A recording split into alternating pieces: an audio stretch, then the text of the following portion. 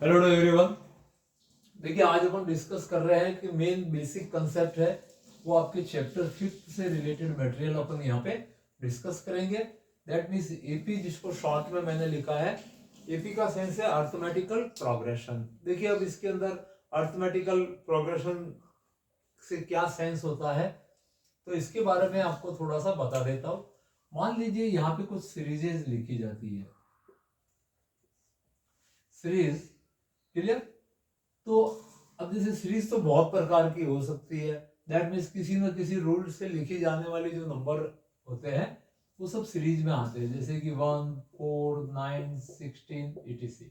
तो ये क्या है, जो नेचुरल नंबर है उनके स्क्वायर वैल्यू की सीरीज है। इसी तरह से 2 के मल्टीपल की 2, 4, 6 इस तरह से अपन लिख सकते हैं, ये 2 के मल्टीपल की सीरीज है। इस तरह से डिफरेंट प्रकार की बहुत सारे प्रकार की अलग अलग सीरीजें होती है। अब जैसे क्यूबिक नंबर की है तो 1 का क्यूब, 2 का क्यूब, 3 का क्यूब एंड 4 का क्यूब, ये भी क्या है, सीरीज है। बट अपन इसमें से कुछ क्लासिफाई करते हैं कि व्हाट इज एपी। तो एपी के लिए आपके पास में एक कंडीशन लिखी जाती है कि मान लीजिए यहाँ पे कोई एक फर्स्ट टर्म वैल्यू ए है, ये ए क्या है, आपका टर्म नंबर 1 है, मतलब फर्स्ट टर्म वैल्यू है। अब इसमें किसी कांस्टेंट को ऐड किया जाता है या लेस किया जाता है, दोनों ही कंडीशन में एपी बनता है। तो यहाँ की जो सेकेंड टर्म होगी वो ए प्लस बी हो जाएगा, ये सेकेंड टर्म है। अब इसमें जो यहाँ पे फर्स्ट टर्म में ऐड अपन ने प्लस डी किया था, इसको और नेक्स्ट टर्म के लिए और यहाँ पे प्लस डी करेंगे तो ये डी इस डी में ऐड हो जाएगा। तो यहाँ पे ए प्लस ट्वाइस द डी बनता है, दैट इज थर्ड टर्म, ये अपने पास थर्ड टर्म। अब इसी ऑर्डर में अपन और कंटिन्यू आगे बढ़ते हैं प्लस डी करके। तो नेक्स्ट टर्म है वो आपके पास में ए प्लस 3d, ये फोर्थ टर्म बनता है। तो इस तरह से कुछ कांस्टेंट वैल्यू, दैट मीन्स ये जो कांस्टेंट वैल्यू डी है जिसको अपन वापस प्राप्त कर सकते हैं second term minus first term से, t2 minus t1, that means term 2 minus t1, second और फर्स्ट से भी प्राप्त कर सकते हैं। And also equal to t3 minus t2 is equal to t4 minus t3 and so on, इसी order में। That means next term minus previous term का जो डिफरेंस रहता है डी, या जिसको कह सकते हैं कि एक ऐसा कांस्टेंट वैल्यू वो प्रीवियस टर्म में ऐड करने से अपने को नेक्स्ट टर्म बना के देता है। तो इस डी को अपन कॉमन डिफरेंस कहा जाता है। That means difference between two consecutive term, दो जो लगातार आने वाली टर्म है उनके बीच का जो डिफरेंस होता है that is known as common difference, और जिसको डी से रिप्रेजेंट करते हैं। फर्स्ट टर्म को t1 से कर सकते हैं, सेकेंड को t2 से, और इसी ऑर्डर में मान लीजिए कोई एक टर्म ऐसी है। देखिए यहाँ पे nth टर्म का फॉर्मूला क्या होगा, तो अपन इसी ऑर्डर को, इसी चेन को अपन nth टर्म के लिए डेराइव करते हैं। तो यहाँ पे देखिए फर्स्ट टर्म था तो यहाँ पे डी का कोई टर्म नहीं था, मतलब 0 मल्टीप्लाई डी था। ये टर्म नंबर 2 है तो डी कोफिशिएंट इज 1, कुछ भी नहीं दिख रहा है। t3 ये थर्ड टर्म है तो डी कोफिशिएंट यहाँ पे क्या है, 2 है, मतलब इस टर्म 3 के कंपेयर में एक कम है। यहाँ पे टर्म 4 है तो डी कोफिशिएंट 3 है, दैट मीन्स इसके कंपेयर में एक कम है। तो nth टर्म होगी, तो देखिए सभी टर्म में फर्स्ट टर्म आपका a तो इसमें एग्जिस्ट होता है, मतलब a तो हो गई। तो जो nth टर्म होगी उसमें a तो होगा, बट जो d का कोफिशिएंट होगा, लेट दिस वैल्यू d, और d का कोफिशिएंट नंबर ऑफ टर्म से एक कम है। यहाँ पे फोर्थ टर्म है तो d का कोफिशिएंट 3 है, मतलब एक कम है। तो यहाँ पे n टर्म होगा तो n से एक कम करेंगे तो n माइनस 1 इंटू डी है। ये आपका इसका एक जनरल टर्म tn का फॉर्मूला है, जो अगर कोई फाइनाइट ऑर्डर की कोई सीरीज है तो उसके अंदर अपन उसको लास्ट टर्म भी मानते हैं कई बार कि उसका जो लास्ट टर्म और nth टर्म सेम वैल्यू होता है। तो फर्स्ट फॉर्मूला एपी का tn is equal to a plus n minus 1 into D होता है, where d is the common difference and given by t2 minus t1, t3 minus t2 and t4 minus t है। और इस d को मैं इस तरह से भी डिफाइन कर सकता हूं कि term number n minus previous term n minus 1 term. तो ये d के लिए एक और कंडीशन अपने को मिल गया। सपोज n का वैल्यू 4 यहाँ पे रखेंगे तो यहाँ पे 4 माइनस 1 3 हो जाएगा, that means fourth term minus third term. Common difference, यहाँ पे n का वैल्यू 2 रखूंगा तो यहाँ पे 1 हो जाएगा, तो ये वाली टर्म्स बन जाएगी t2 माइनस t1। अब देखिए इसके अंदर अपन ने देखा कि प्रत्येक दो टर्म के बीच का डिफरेंस सेम है, तो that means if a b and c are in AP, ये तीनों टर्म किसमें है, AP में है, तो अपन इस फॉर्मेशन से कॉमन डिफरेंस सेम होना चाहिए। तो सेकंड माइनस फर्स्ट का डिफरेंस यहाँ पे भी अपन अप्लाई करते हैं कंडीशन कि T3 माइनस T2, तो second term B minus first term is A is equal to third term is C and minus second term is B। B को left में और A को राइट में लाते हैं, तो यहाँ पे B plus B is equal to C plus A and B twice the B is equal to C plus A and B is equal to C plus A upon 2। That means जो middle term होती है वो first और third term के सम का half. That means always AP में जो middle term होगा वो फर्स्ट और थर्ड का एवरेज मीन होता है। कौन सा मीन होता है, एवरेज मीन, जिसको आपने x बार कहा जाता है। तो यहाँ पे अपन एक APC ऑर्डर में लिखेंगे तो पता चलेगा कि जो मिडिल टर्म होगा, प्रत्येक दो टर्म के बीच में जो मिडिल टर्म होता है वो उनका एवरेज वैल्यू होता है। तो जैसे मैंने AP की टर्म लिखी 3, 5, 7, 9, 11, ये एक AP लिखी है, यहाँ पे भी 2 ऐड हो रहे हैं, 2 ऐड हो रहे हैं, तो 2 इनका कॉमन डिफरेंस है।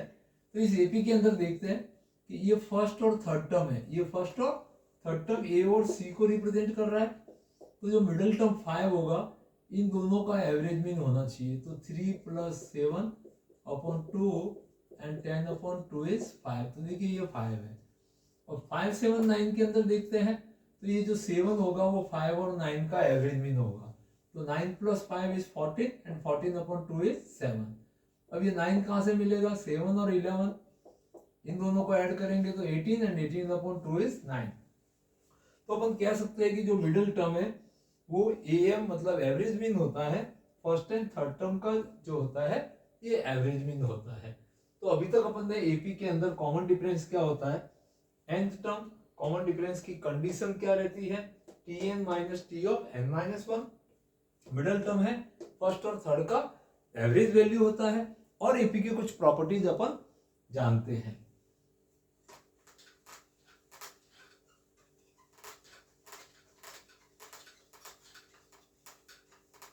ये सब आपको लर्न रखना है। उसके अलावा आप एक याद रख सकते हो कि कोई भी जो AP होती है वो लीनियर टर्म्स होती है। कैसी होती है, लीनियर फंक्शन होती है। लीनियर फंक्शन का सेंस ये है कि उसका nth टर्म होगा वो n की power an plus b type का फंक्शन होगा, मतलब n की पावर है हमेशा क्या रहेगी, 1 होगी। Suppose an square plus b, तो यहाँ पे n की पावर 2 है, तो ये आप सीधा लिख सकते हैं कि नॉट AP।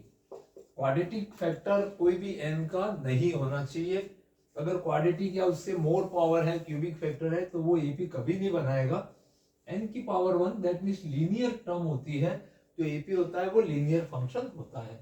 ये भी कंडीशन आपको ऑब्जेक्टिव सेंस में शॉर्ट आंसर में पूछी जा सकती है कि AP 4 अलग अलग पोजीशन पे आपको दिए हुए हो, n की फॉर्म में nth टर्म गिवन है, और उसमें आपको आइडेंटिफाई करना होता है कि इसमें AP कौन सा है। तो जहां n की पावर 1 का टर्म दिखे वो आपका AP है। देखिए इस लीनियर फंक्शन के ऊपर आपको इस तरह की क्वेश्चन आ सकती है कि जैसे ये क्वेश्चन लिख दिया which is AP, which is AP, इसको वो उसकी प्रॉपर लैंग्वेज में लिख सकता है कि which term is represent AP by nth term. तो जैसे A में दिया हुआ है आपको n plus 1 upon n, B में दिया हुआ है n स्क्वायर प्लस 1, और C में 2n माइनस 1, और D में दिया हुआ है नन ऑफ दीज। तो इसको ध्यान से समझना है, ये क्वाड्रेटिक है, ये AP नहीं होगा।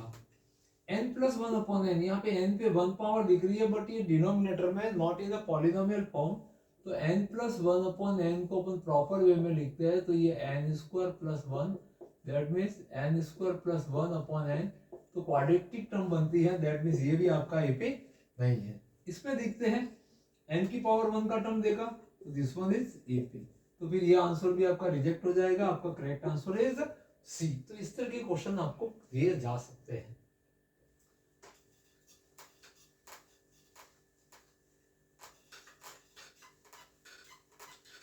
अब एपी के अंदर देखिए और क्या क्या प्रॉपर्टीज आपको याद रखने हैं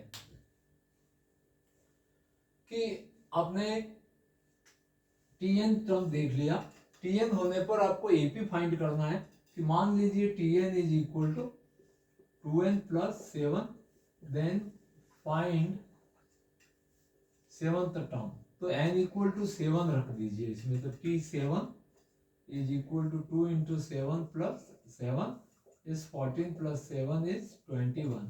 तो डायरेक्ट जो nth टर्म होता है उसमें कोई भी वैल्यू रखेंगे तो वो टर्म आपके पास अपेयर हो जाएगी।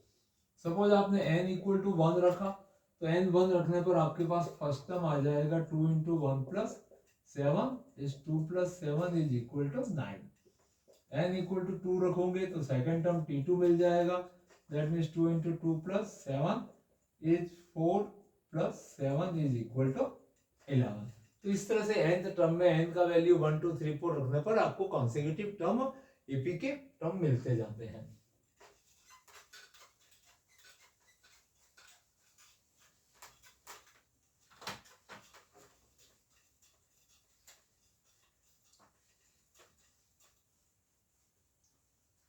अब अपन यहाँ पे फाइंड करते हैं और कुछ कंडीशन प्रॉपर कि एंड से, जैसे आपके पास एक एपी है और उसका लास्ट से कोई भी टर्म अननोन टर्म फाइंड करना है, तो nth टर्म फ्रॉम एंड, मतलब लास्ट टर्म से रिवर्स ऑर्डर में। तो इसके लिए आपको दो तरीके हैं। मान लीजिए ये एपी है 3 5 7 और इस तरह से करते हुए जैसे यहाँ पे 17 है, तो लास्ट से जैसे फोर्थ टर्म फाइंड करना है तो आप या तो इस एपी को रिवर्स ऑर्डर में लिख दीजिए या तो इसका ऑर्डर क्या कर दीजिए, इसका कॉमन डिफरेंस देख लीजिए कि d is equal to 5 minus 3 कितना 2 है, तो उल्टे ऑर्डर में लिखेंगे तो इसको डिक्रीजिंग ऑर्डर में लिखना है। तो 17 यहाँ पे प्लस 2 कॉमन डिफरेंस था तो इसको रिवर्स में लेस करते हुए लिख दीजिए और लास्ट टर्म इज 3, इसको उल्टा लिख दिया एपी। अब आपको जैसे लास्ट से कौन सा फोर्थ टर्म पूछा था तो अब आपके पास एपी आ गई है, तो आप स्टार्ट से फोर्थ टर्म फाइंड कर दिए। यहाँ पे जो फोर्थ टर्म का जो फॉर्मूला होगा उससे जो वैल्यू आएगा वही आपका सॉल्यूशन होगा। तो जब एंड से कोई टर्म फाइंड करनी होती है तो इस सिचुएशन में आप एपी को ऑपोजिट ऑर्डर में लिख के भी कर सकते हैं और उसके अलावा आप फॉर्मूला भी लर्न कर सकते हैं, बहुत सिंपल फॉर्मूला है।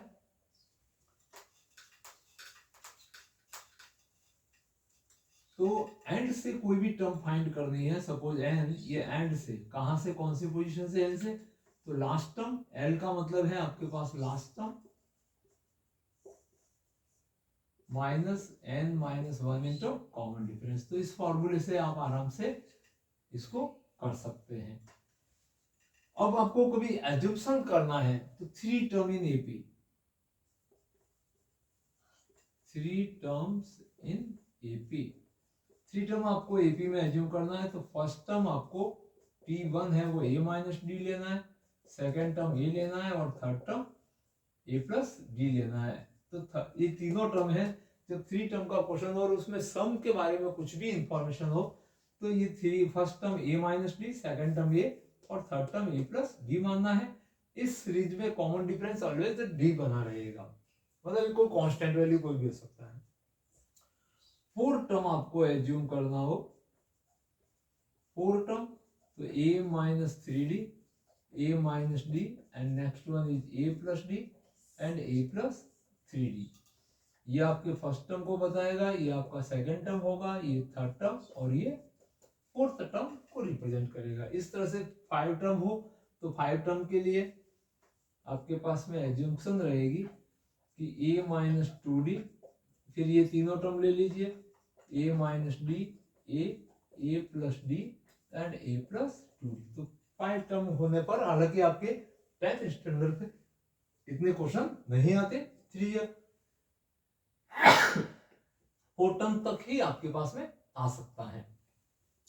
अब इसके अलावा एपी के अंदर अपन और क्या क्या प्रॉपर्टीज देख सकते हैं।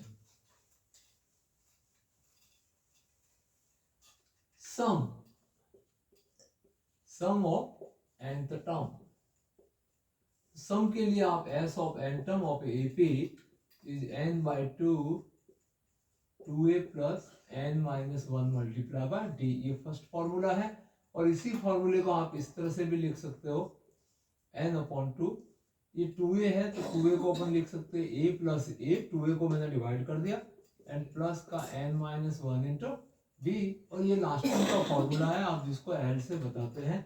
Then n minus 2 first term is ये and last term is l। तो सम के लिए ये दो फॉर्मूले हैं, इस फॉर्मूले से भी अप्लाई कर सकते हैं, इसको भी। अब ये कब लगाना है, ये कब लगाना है, तो जब आपको क्वेश्चन में a n d गिवन हो या आपको डायरेक्ट एपी के टर्म दिए हुए हो, तब तो आपको इस फॉर्मूले से सम निकालना है। और a n एंड l इससे रिलेटेड कोई भी कंसेप्ट दिया हुआ है या कोई इक्वेशन दी हुई है तो उस समय आपको इस फॉर्मूले को अप्लाई करना है। तो ये सम के दो फॉर्मूले हैं, आपको अच्छे से याद रखना चाहिए। अब इसी एपी के फॉर्मूले से sum of n natural number, n natural number मतलब 1 प्लस 2 प्लस 3 प्लस से लेके n तक का sum n into n plus 1 by 2 आता है। इसको डायरेक्टली याद रख सकते हैं, इसको एक एपी बना के सॉल्व करेंगे तो ये sum of n natural term आता है। इसी तरह से sum of n even number and sum of n odd number का सम भी आप एपी बना के फाइंड करके उसको याद रख सकते हैं। अब और देखते हैं एपी के अंदर और आपके पास क्या क्या कंडीशन रहती है। जब सम ऑफ nth टर्म होता है तो t ऑफ n मतलब nth term is given by s of n minus s of n minus 1। That means nth term के सम में से n माइनस 1 टर्म का सम लेस करते हैं तो आपके पास सीधा tn आ जाता है, और tn की हेल्प से आप common difference t of n minus t n minus 1 से आप d ले सकते हैं और अपने क्वेश्चन को रन कर सकते हैं। सम की जो फंक्शन होती है वो क्वाड्रेटिक भी हो सकती है। तो जब सम का कोई जनरल टर्म आपको गिवन हो, यहाँ पे Sn गिवन हो, तो इसमें n बराबर Sn के अंदर n बराबर 1 रखते हैं तो S1 आएगा और जो कि आपके फर्स्ट टर्म A1 के बराबर आएगा। n बराबर 2 जब Sn के अंदर रखेंगे दैट मीन्स S2, तो ये आपके पास A1 प्लस A2 के वैल्यू को बताएगा।